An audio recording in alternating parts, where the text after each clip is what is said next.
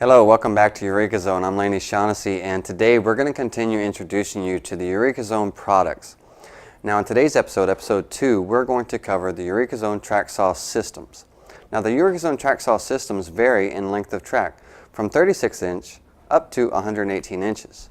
Now in this episode, we are going to be working with and discussing the 36 inch track saw system. Now in episode 1, I introduced you to the Eureka Zone Smart Saw Base, and I walked you through the installation of the saw base onto your skill saw. If you haven't seen episode 1, I recommend you do so before watching this episode. In this episode, we're going to be covering the easy track saw systems, so let's take a minute and see what's included in the package. You will find a length of track depending on the size packages you order. You'll also find the Smart Saw Base kit, along with a set of smart clamps, and that completes the package. So now at this point, following the instructions provided in your package as well as the guidelines on episode 1, you would then go ahead and install the Smart Saw Base onto your circular saw, which we've already done. In episode 1, I walked you through the installation of the Smart Saw Base onto your circular saw, and I talked to you about the installation, preparation, and use of some of the inserts required for freehand cutting. In this episode, I'm going to be talking to you about the inserts that are required when using your circular saw on the guide rail. Included with your package, you'll receive 2 on-track inserts, a left on-track insert for left blade saws, and a right on-track insert for right blade saws. Depending on the type saw you use depends on the insert that you're going to use with the Smart Saw Base. In my case, I'm using a right-handed blade saw, so I'll use the right on-track insert. So let's go ahead and take a look at the inserts, how to install them on the Smart Base, as well as how to prepare them for your on-track use. The first step when installing the on-rail inserts is go ahead and raise the saw up to its highest level and lock it down. Now we can go ahead and turn the saw over, and if you'll notice, the 2-part fin assembly is still installed in the Smart Saw Base as we covered in episode 1. What we want to do now is, as I said, I'm using a right-handed blade saw, so I will be using the right-handed insert.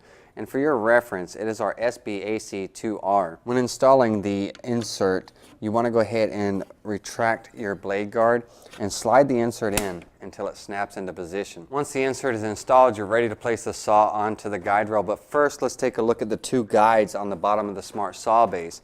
The guide closest to the blade is for use when making 90-degree cuts, while the other is used when making 45-degree cuts. Depending on the type of cut you're making, determines how the saw is placed onto the guide rail. In this example, we're going to be making 90-degree cuts, so I'm going to be using the guide that's closest to the blade. So now that you see how the saw sits onto the guide rail, we're almost ready to make our first cut, but first, there are 2 important steps that we have to follow, which I'm about to show you. Okay, the first of the 2 important steps is to prepare the insert, which we've already installed into the Smart Saw Base, and this is going to require us to make a plunge cut, so I went ahead and set my guide rail up on some sacrificial wood. That way I'm not cutting into my workbench. Next thing I'm going to do is I'm going to remove one of the anti-chip edges from the side of the guide rail. Now depending on what side you make your plunge cut on, determines which edge you need to remove. In this instance, I'm going to be cutting on the side closest to you.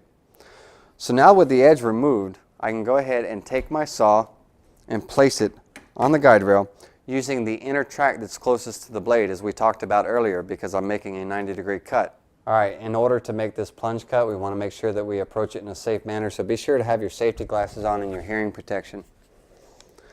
Next, go ahead and unlock the saw so you're able to make that plunge. From there, retract your saw blade and you're ready to cut.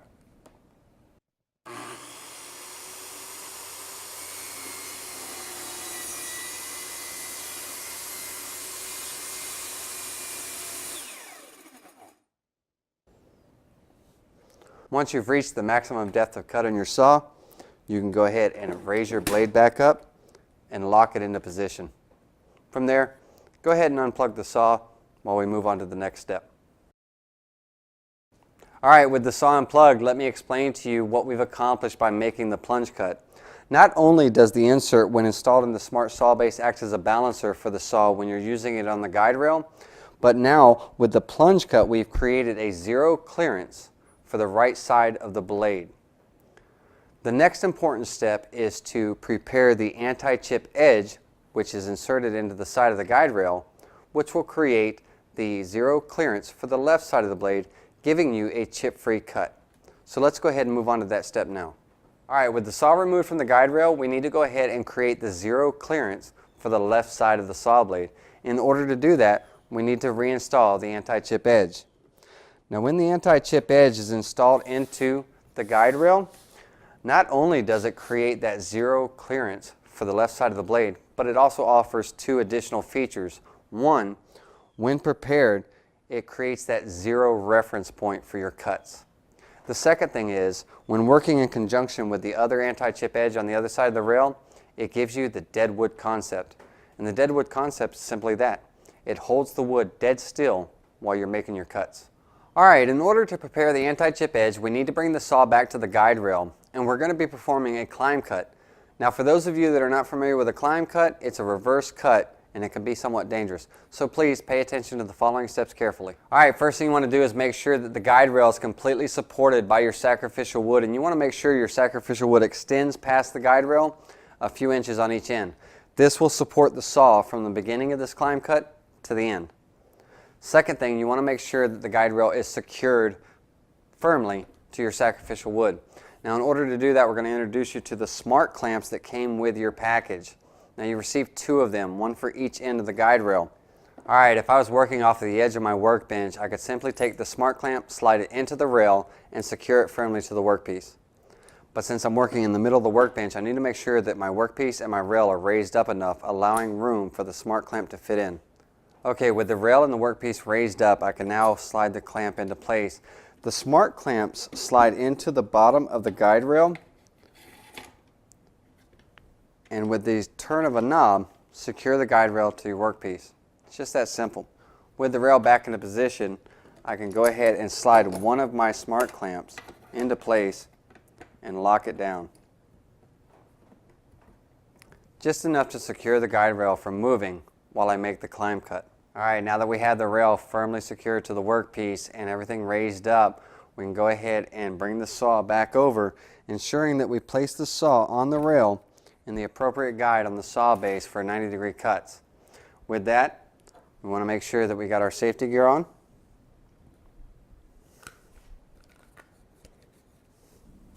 Alright, with the saw at the far end of the guide rail to begin our climb cut, we're going to follow the following steps. First thing is, we're going to unlock the saw so we are able to plunge the saw down just deep enough to cut through the anti-chip edge. The next step is, we'll pull the trigger, plunge down, and then begin our climb to the other end of the rail.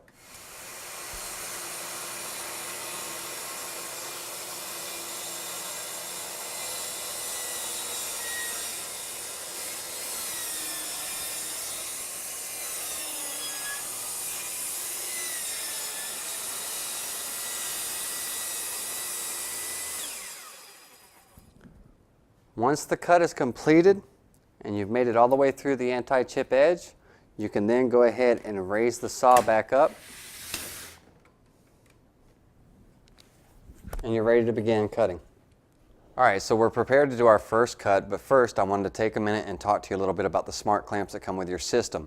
Your system comes provided with two of our smart clamps, and the smart clamps slide right into the bottom of the guide rail. The guide rail is built so that there are two grooves for your smart clamps and other accessories to slide into. Now the smart clamps that come with your system are capable of clamping up to 1.5 inches thick material. If your stock that you're working with that you need to clamp is thicker than 1.5 inches, then we do have other clamps available, and one of the other clamps for thicker stock is our deep smart clamp, which is capable of clamping up to 3.5 inches of material. Now along with the deep smart clamp and our smart clamp system, we also have a smart clamp upgrade system, which is a whole nother thing that has got a lot of interesting features, and we're going to show those to you in an upcoming episode. But first, let me take a minute just to show you what our upgrade kit looks like. The smart clamp upgrade system comes in a set of two. I've got one here to show you. When the smart clamp upgrade is used in conjunction with your smart clamps, it creates a whole new capability of clamping your material to the bottom of the track and actually converting the track into a working table. And as I said, we'll discuss that in an upcoming episode, but for now, we're going to go ahead and get ready to set up for our first cut. Alright, so the first step with making any cut, we're going to go ahead and lay out our cut lines. And for this, we're going to go ahead and, from the edge, mark out our sheet at 39.5. And then we can go ahead and take our guide rail And the edge that we've cut, the anti-chip edge that we cut, that is our zero reference line. If you remember me mentioning that to you earlier in the video, lay that reference line on your marks that you just made on the plywood, slide the clamp under, and clamp down. Now you don't have to clamp down real hard. The clamps will do all the work, so not a lot of pressure is required. So now with your track firmly secured to your workpiece, everything is nice and stable and you're able to make that safe, clean cut that you want, especially out of your cabinet grade wood. So with that, we'll go ahead and get our saw on the track, put on our safety gear, and we're ready to proceed.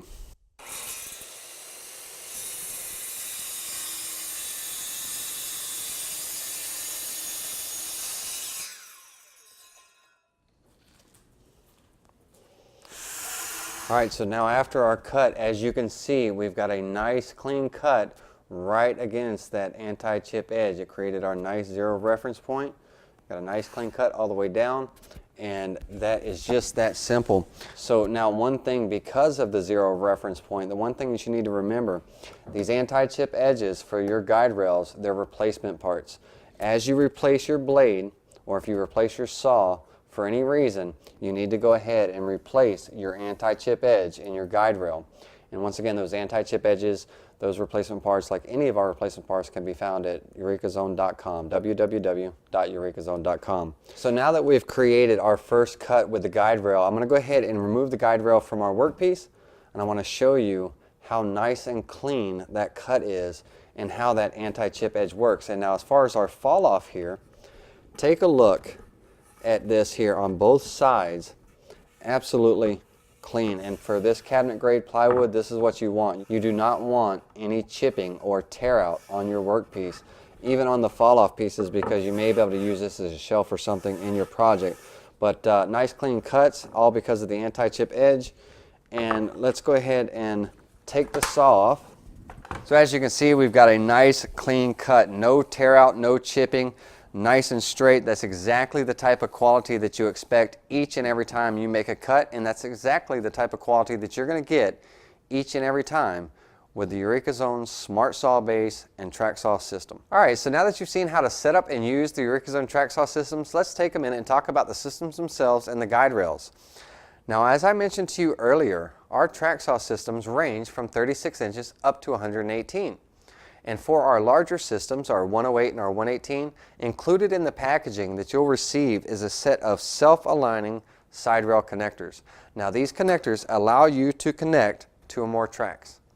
Now for our largest system, our 118, you'll also receive a self-aligning center rail connector. Now the self-aligning center rail connector provides the rigidity for that extended length of track.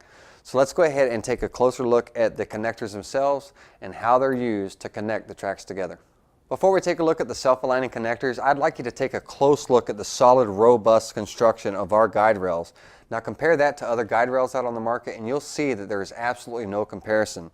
The design of our guide rails and the shape of our connectors create a perfect mirror image to one another, which when inserted into the guide rail, it creates that self-aligning feature. You can use the self-aligning side rail connectors to connect any length of our guide rails together. And the side rail connectors come included with your 108 and 118 systems. Now the 118 track saw system also includes the center self-aligning connector. Now when connecting tracks together, when you're using all three of the connectors, you want to install the center self-aligning connector first because it tightens from the top. And when you're tightening these down, you do not need a lot of torque. Now when installing the connectors, you simply slide the connectors in halfway, and for the center connector, it tightens and secures from the top of the guide rail. Now with the center connector in place, you'll be able to see the set screw through the hole at the top of the guide rail, and it simply takes a 5/32 Allen wrench to secure it into place. Now the one thing you'll notice as you secure it into place, that self-aligning feature comes into play. It marries together with the guide rail and it creates a perfectly aligned part. From there, simply flip the track over, and on the bottom you'll see that the side rail connectors have 4 set screws. You'll split that in half and you'll set 2 of the set screws on one side of the track. Again, no need to torque these down. You don't want to create dimples in the guide rails. Just a small finger tight turn will be fine.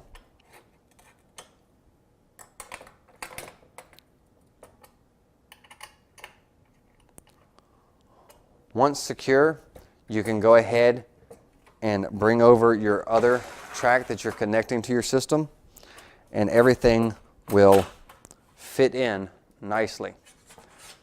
Now, one thing to keep in mind when securing your system, you do not want to butt the ends of the guide rails up together. You want your space to be about a 32nd to a 16th of an inch wide.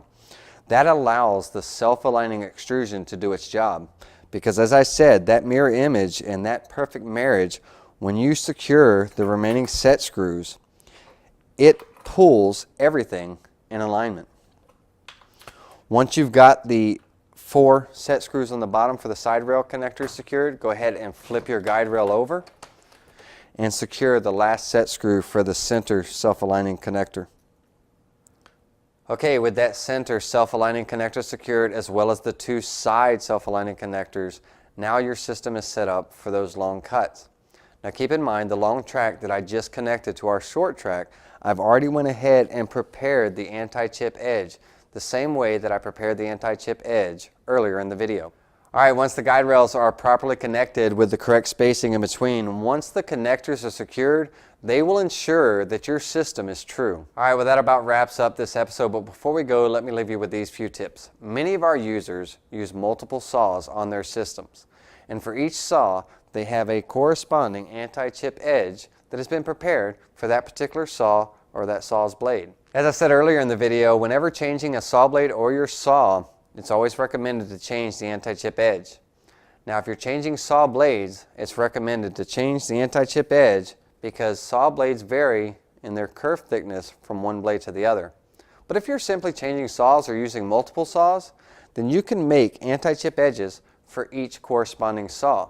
And all you simply do is insert the anti-chip edge for the saw you're using at that time. Alright, well that brings us to the end of episode 2. I hope you enjoyed it. Now we're going to be bringing out more episodes in the weeks to come. Our next episode is the Universal Edge Guide, episode 3, and I think you're going to enjoy that because that is a tremendous tool. Now if you've liked this video, please be sure to subscribe and also leave a comment. Your feedback is much appreciated. And until next time, I'll see you soon.